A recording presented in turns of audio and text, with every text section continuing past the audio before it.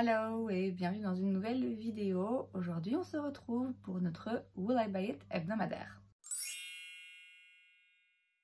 Comme chaque lundi, je me suis donc rendue sur certains comptes Instagram pour aller checker un petit peu les nouveautés, dernières annonces sorties en termes de make-up, skincare, beauté de manière générale et je vais vous donner mon avis. On commence comme à chaque fois avec la page Insta de Trendmood et la première chose que je vois c'est la collection automne 2023 de chez Givenchy. Alors de base quand j'ai vu juste l'image, je me suis dit ah c'est sympa, c'est frais, ça respire l'été, c'est coloré et tout. Et en fait c'est collection automne. Ça me fait pas penser là comme ça, en voyant les couleurs et en voyant même le packaging, hein, ça me fait pas penser à une collection automne. Mais enfin voilà, apparemment ça l'est. Donc on a un blush prisme libre. Et on a 3 nouvelles teintes de rouge à lèvres. Bon, d'une part, j'ai pas envie de penser à l'automne maintenant, même si encore une fois, cette collection ne me fait pas penser particulièrement à l'automne. Et d'autre part, de toute façon, il n'y a aucun des produits ici qui m'intéresse particulièrement. Chez Ram Beauty, on a des nouvelles teintes du Plumping Lip Gloss. Donc il y a 3 nouvelles teintes qui sont relativement similaires. Alors je vois bien qu'il y en a une où il y a un petit peu plus de reflets de différentes couleurs. J'ai jamais rien essayé de la marque et très franchement, je n'ai envie de rien essayer de la marque. Ça me parle pas du tout, aussi bien en termes de produits que de packaging, que de revues que j'en ai vu. Oui, j'ai vu qu'il y avait certains produits apparemment qui étaient sympas, mais aucun qui vraiment me donne envie. Donc ouais, par définition, de nouveau, vraiment rien qui m'intéresse là-dedans. La marque Give Me Glow Cosmetics sort une nouvelle palette, la Juicy Blueberry. Il y a 10 fards, ça coûte 45 $. L'harmonie de couleurs est assez fun. Je peux pas dire que c'est quelque chose que j'achèterais et je me dirais ah ouais je vais l'utiliser tout le temps. Mais je trouve qu'elle est bien faite, les couleurs s'associent bien ensemble, il y a un joli contraste. Donc ouais c'est une harmonie de couleurs assez intéressante. Et puis il y a des petits fards là-dedans qui ont l'air pas mal. Je connais pas la marque et je vous l'ai dit de toute façon c'est pas une harmonie de couleurs où j'ai envie de sauter dessus tout de suite. Mais je trouve ça mignon. On a vu à quoi ressemblait la nouvelle palette Cosmic Brushes. C'est donc la Delicious Delight. Elle est sortie, je pense qu'elle est déjà plus de stock hein, maintenant, mais bon, on en parle quand même. Elle coûte 25 livres. Je ne sais plus combien c'est en euros. Moi, j'ai profité du coup de la sortie de cette palette, puisqu'en même temps qu'ils sortaient cette palette, ils faisaient aussi pas le restock, mais on pouvait précommander la palette Muse, qui est sortie à un moment déjà, mais elle était hors de stock, et enfin voilà. J'ai précommandé la palette Muse. J'ai hésité. J'ai franchement hésité à prendre aussi celle-là. Je m'étais dit de base, bon bah allez tant qu'à faire, quitte à payer des frais de port, autant prendre celle-là également. Parce qu'il y a des fards là qui ont l'air très jolis. Et que j'aime beaucoup la marque Cosmic Brushes. Mais finalement j'ai décidé de ne pas la prendre. Parce que je me suis dit que quand même c'était hyper coloré et hyper fun. J'aime bien parfois faire des looks très colorés et très fun, mais j'ai déjà beaucoup de palettes colorées dont je ne me sers pas suffisamment. Comme j'ai dit, il y a quelques fards là-dedans, il y en a un notamment, un espèce de duochrome qui passe du vert au rose qui est absolument splendide.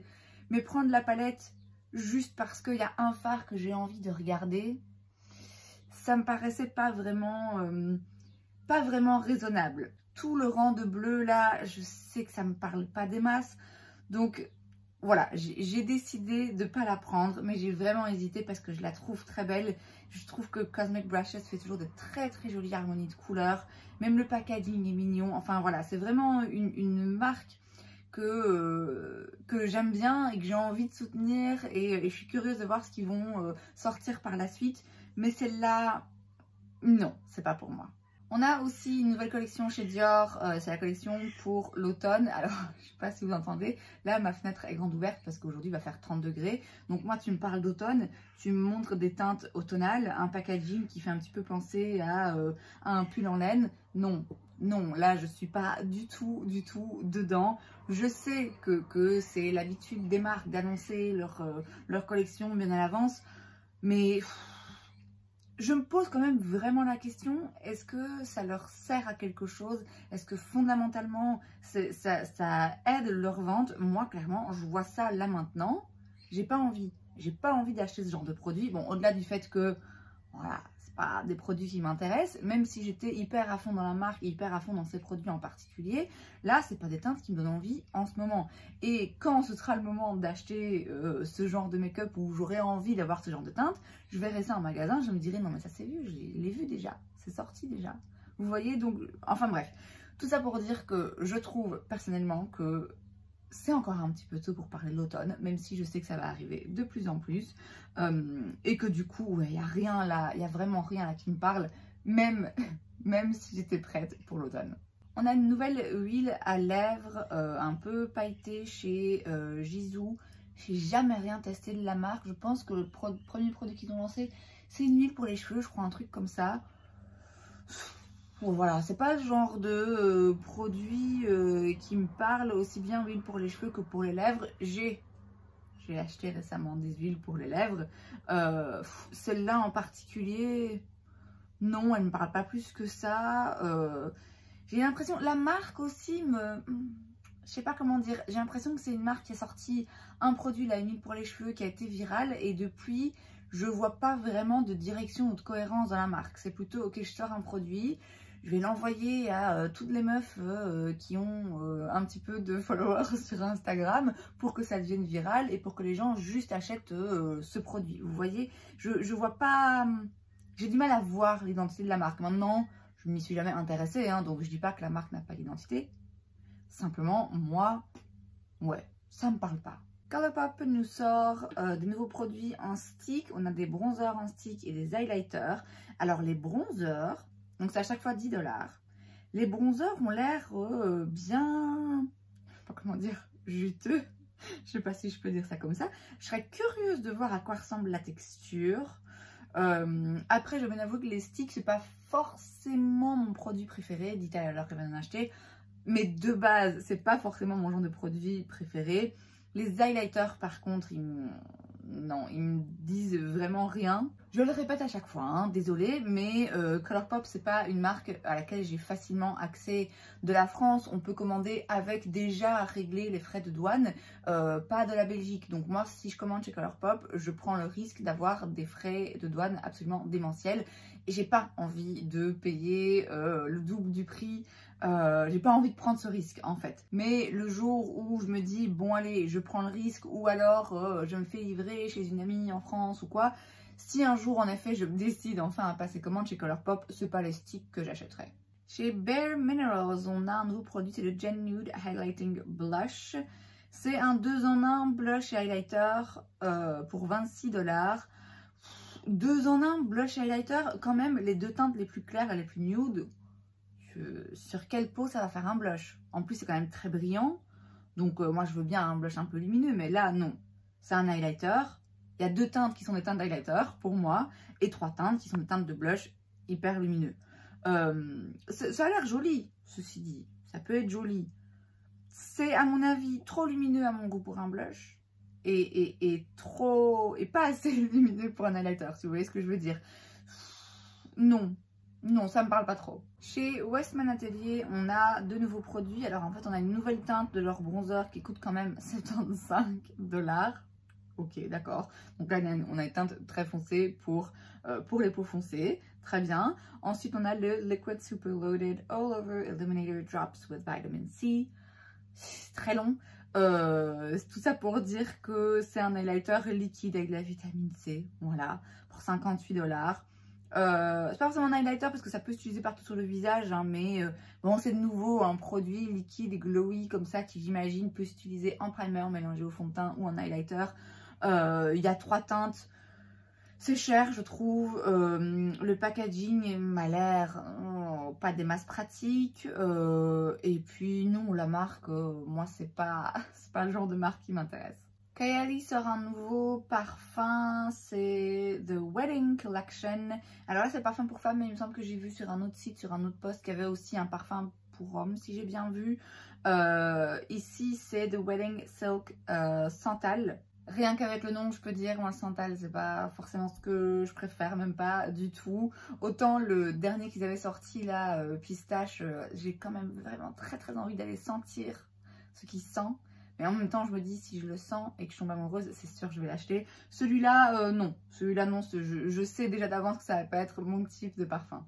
Glamlight sort une collection en collaboration avec Rick and Morty, qui est un dessin animé que, alors je connais, c'est-à-dire que j'ai déjà vu ces personnages, je les reconnais, je sais que c'est un truc qui existe, mais j'ai jamais regardé. Je pense que je suis née un petit peu trop tard pour ça. Il y a un petit peu tout, notamment une grande palette. Ouais. Déjà dans les images comme ça, dans les visuels, j'ai du mal à bien lire les couleurs. Je trouve que c'est pas l'idéal. Ça a l'air très vert et bleu, mais très flash. Non, ça me parle pas des masses. Très franchement, quand j'ai vu l'image, au début, je me suis dit, ah, c'est leur truc Scooby-Doo. Ça m'y a fait penser tout de suite parce que j'ai trouvé ça ressemblant. Alors peut-être bien finalement quand on met les deux l'une à côté de l'autre, ça n'a rien à voir, hein, j'en doute pas. Mais là comme ça, non, ça me dit vraiment pas. Chez NYX, on a une nouvelle collection en collaboration avec Barbie. Alors ça, c'est pas étonnant parce que le film va sortir, va sortir. Je sais plus, mais en tout cas, c'est pas la première marque à faire une collaboration en ce moment avec Barbie. C'est très certainement pas la dernière. De nouveau, il y a un petit peu de tout. Bon, ça fait un peu make-up enfantin, ça fait un peu gadget. Après, c'est sans doute le but. Il n'y a rien là-dedans qui me parle particulièrement. C'est juste pas le genre de collection pour moi, quoi. Chez Essence, on a une nouvelle petite collection. C'est la Positive Vibes Only Collection.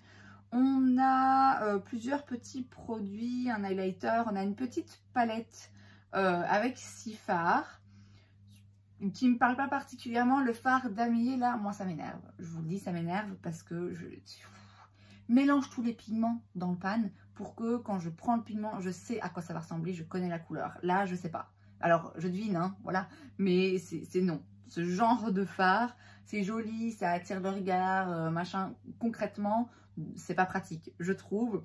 Et alors, ils ont des blushs en stick, color changing, donc qui changent de couleur, qui réagissent au pH de votre peau. Donc là, ils sont verts, mais ils sont évidemment pas verts.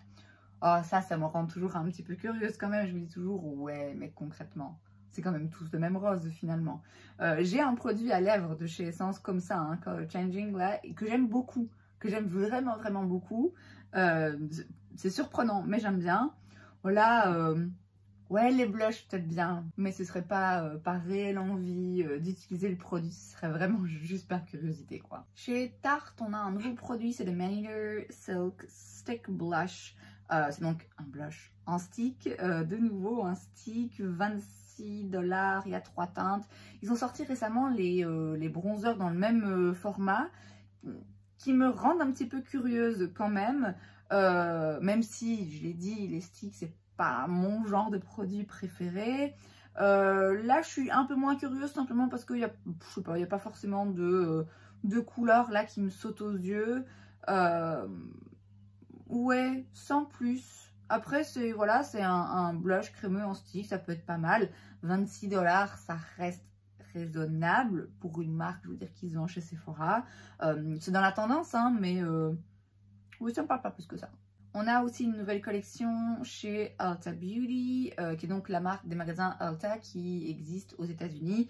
C'est de toute façon pas une marque à laquelle j'aurais accès, quand même ce serait le cas. Là, il n'y a vraiment rien pour moi de très intéressant. C'est des petits kits, en fait. Et je trouve que les petits packaging, là, ça fait très cheap, quoi. Ça fait encore une fois très make-up pour enfants. Alors, évidemment, c'est pour chaque kit. Donc, vous avez à chaque fois un crayon, un rouge à lèvres, un highlighter et une petite palette. Et ça coûte 25 $. Donc, évidemment, on ne s'attend pas à un packaging en or massif, hein, et on s'en fout. Mais je trouve qu'il y a quand même moyen de faire des packaging très simples qui coûtent pas cher, sans que ça vire vers le cheap, quoi. Or là, voilà, je trouve que c'est pas... Les palettes, hein, notamment, ouais, c'est pas le genre de packaging qui me plaît. C'est pas le genre de produit, de toute façon, qui me parle particulièrement. Et comme j'ai dit, j'y ai de toute façon pas accès. On a des nouveaux produits, de nouveau chez Essence. Alors là, il y a plein de choses. Ça part un petit peu dans tous les sens. Il y a des palettes de blush highlighter. Je sais que je les utilise pas. Il y a des eye tints, donc des fards à paupières crémeux. Il y a des palettes où il y a teint et yeux mélangés. Vous savez que j'aime pas ça. Il y a des pinceaux et des produits lèvres. Enfin, il y a un petit peu tout. Il y a surtout 2 palettes. Il y a la palette Sincerely où c'est que des fards métalliques. Donc non, ça me parle pas trop. Et il y a la palette Cape Town. J'avoue, c'est une couleur qui est assez sympa. J'ai une palette essence dans ce format dans mes tiroirs là qui attend depuis des semaines que je la teste. J'ai peu d'espoir, je vais être honnête, j'ai peu d'espoir. Donc clairement, je ne me ruerai pas sur ces palettes-là non plus parce que je ne suis pas sûre qu'Essence fasse des fards à paupières, en tout cas dans ce format qui me plaise. Mais voilà, quand il arrive, il y a des nouveaux produits Essence, c'est une marque pas chère et il y a quand même quelques pépites dans le tas, donc ça peut être intéressant. Chez Givenchy, on a un nouveau produit, c'est le rouge interdit couture Taboo Velvet Lip Cream. À chaque fois, c'est des noms à rallonge. C'est un rouge à lèvres liquide mat, un petit peu velouté, hein, crémeux, velouté comme ça. Oui, je vois pas le prix, mais je l'imagine. C'est pas le genre de produit que j'ai particulièrement envie d'acheter en ce moment. Et c'est pas le genre de marque que j'ai particulièrement envie d'acheter de manière générale. Ouais, de nouveau, il n'y a pas grand chose pour moi hein, cette semaine. Chez Wet n Wild, on a une collection en collaboration avec Alice au Pays des Merveilles. Alors, il me semble qu'ils avaient déjà sorti une collection, enfin une partie de la collection, et que j'avais pas vu le post en fait. Je l'avais loupé en regardant comme ça, en faisant la vidéo, j'étais passée outre. Donc là, ils sortent des produits supplémentaires, mais ça reste dans la même collection. C'est pas cher du coup parce que c'est Wet n Wild. Voilà, moi, Alice au Pays des Merveilles, c'est pas quelque chose qui me parle particulièrement. Après, je dis pas, il y a peut-être bien des produits qui sont sympas. Il y a quand même beaucoup de produits pour le coup. Comme à chaque fois que ce genre de collection, je trouve que ça part un petit peu dans tous les sens. J'ai du mal à repérer en quoi c'est en lien avec Alice au Pays des Merveilles, au-delà du fait qu'il y a sa tronche sur le packaging, vous voyez. Donc, pour moi, ce genre de collection, ça manque toujours un petit peu de cohérence et de cohésion et de sens vraiment. Mais voilà, Wet n Wild c'est une marque, ça fait un moment quand même que j'ai pas utilisé, testé quelques-uns de leurs produits. Je voudrais bien m'en reprendre un petit peu parce que c'est une marque dans laquelle il y a quand même des produits qui sont sympas et qui sont pas chers. C'est aussi une marque dans laquelle il y a des produits qui sont vraiment pas ouf, donc il faut arriver à faire le tri quoi. Et enfin, on termine avec 2 lancements dans des marques un petit peu indie. Tout d'abord, Blend Bunny sort pardon, une nouvelle palette. C'est la Sugar and Grunge et donc on a des tons, donc oui, grungy, hein, assez sombres et aussi quelques teintes un petit peu plus colorées, un petit peu plus faites, un petit peu plus pastel. Non, par contre ça me parle pas du tout, hein. L'harmonie là, en plus je trouve qu'après c'est la photo sans doute qui fait ça, mais tout le rang de teintes foncées, j'ai l'impression que c'est les mêmes. Je sais que c'est pas le cas, hein, mais voilà, j'ai du mal à lire les différentes couleurs. Le packaging ne me parle pas non plus. Non, là, ça m'intéresse pas. Et puis, Little Cosmetics sort 2 nouvelles... Non, c'est pas des palettes. C'est juste des fards mono, mais qu'on peut du coup mettre dans des palettes ou acheter seul. Donc, on a des nouveaux fards multichromes et des métalliques holographiques. C'est joli, hein. C'est joli, ça donne envie. C'est plein de reflets, plein de brillants, plein de couleurs. Concrètement, est-ce que je vais beaucoup m'en servir? Je ne pense pas. Donc, de nouveau, je pense que c'est pas pour moi, en tout cas pas tout de suite. Et c'est donc tout pour cette vidéo. J'espère que ça vous a plu. Si c'est le cas, n'hésitez pas à laisser un like. Vous pouvez aussi vous abonner à ma chaîne parce que c'est gratuit, donc pourquoi pas. Et moi, je vous vois la prochaine fois. Bye!